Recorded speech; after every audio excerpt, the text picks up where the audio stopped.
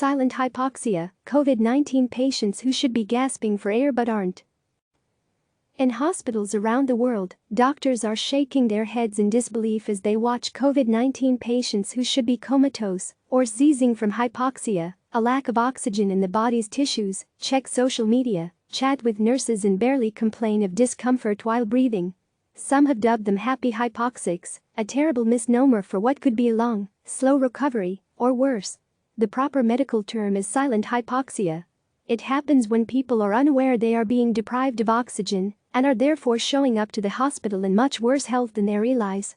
Typically, these patients have experienced some COVID-19 symptoms for 2 to 7 days before they show up at the hospital complaining of sudden chest tightness or an inability to breathe deeply, said Dr. Richard Levitan, who's been an emergency room physician for some 30 years.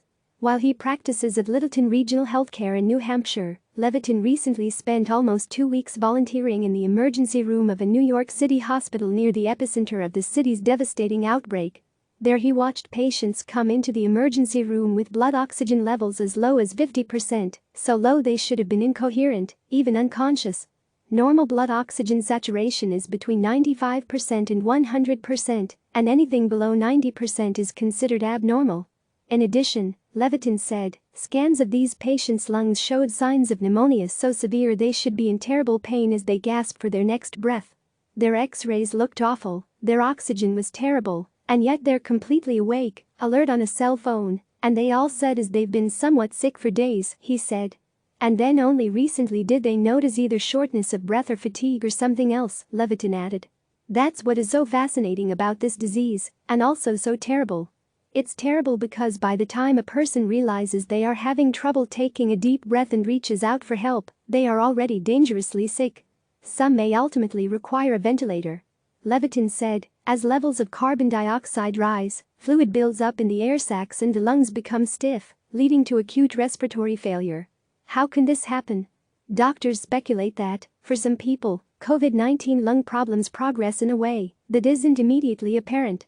As patients focus on battling such symptoms as fever and diarrhea, the body begins fighting back against the lack of oxygen by speeding up breathing to compensate. Just imagine that you had a full glass of air, and now that cup becomes half full, said critical care pulmonologist Dr. Cedric Rutland, as spokesperson for the American Lung Association. What are you naturally going to do? You're going to try to fill it twice as fast because you lost half, said Rutland, who is also an assistant clinical professor at the University of California, Riverside.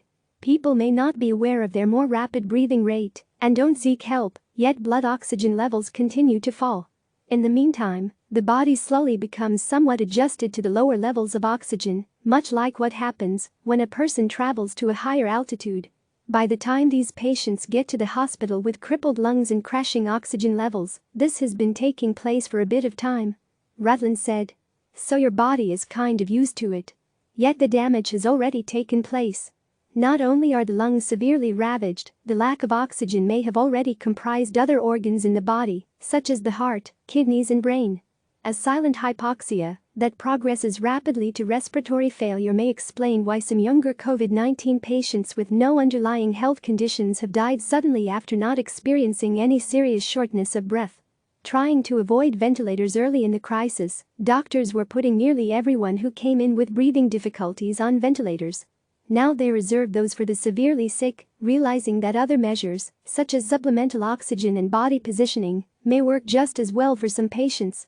In 2012, Levitan co-authored a paper in which doctors offered 50 patients supplemental oxygen instead of ventilators and positioned them on their sides and tummy, positions often used to help open the lower lungs. We found 2 out of 3 patients can avoid a ventilator during the first 24 hours by putting them on oxygen and doing these positioning maneuvers, such as laying them prone on their stomach, he said. Keeping patients off ventilators is a huge win-win for doctors and patients. Ventilators are scarce and need to be reserved for the sickest of patients. But even if every hospital had a surplus of ventilators, there are many reasons to try other methods first. In addition to a tube inserted down the nose into the stomach or surgically implanted into the trachea via the throat, patients can have tubes implanted for feeding and to use the restroom. Breathing tubes aren't pleasant. Many patients require multiple sedatives, so they don't pull them out. Bacteria can easily grow, causing ventilator-associated pneumonia. There is an increased risk of blood clots. Finally, people on ventilators have to be weaned off, a painful and scary experience during which some people struggle. Once they do manage to reduce their dependence, about a third of patients on ventilators come out of the experience with anxiety, depression, or delirium, often referred to as ventilator brain. Early detection is key. Levitan recently wrote an opinion piece for the New York Times in which he called for earlier diagnosis of COVID-19 respiratory concerns by having people with mild symptoms use pulse oximeters during their 2-week quarantine to monitor their blood oxygen levels. Widespread pulse oximetry screening for COVID pneumonia, whether people check themselves on home devices or go to clinics or doctors' offices, could provide an early warning system for the kinds of breathing problems associated with COVID pneumonia, he wrote. However, questions remain about the merits of home use of pulse oximeters to measure blood oxygen levels. First, a number of the devices on the market may not be accurate. A 2016 study found only 2 of 6 popular oximeters met the criteria for accuracy set by the International Organization for Standardization, an independent, non-governmental international organization dedicated to setting global standards. In addition, misuse can affect readings. The device must be worn correctly, hands should be at room temperature, and dark nail polish can affect readings, as can holding your breath. Rutland is encouraging patients he sees via telemedicine to use oximeters to monitor their oxygen levels.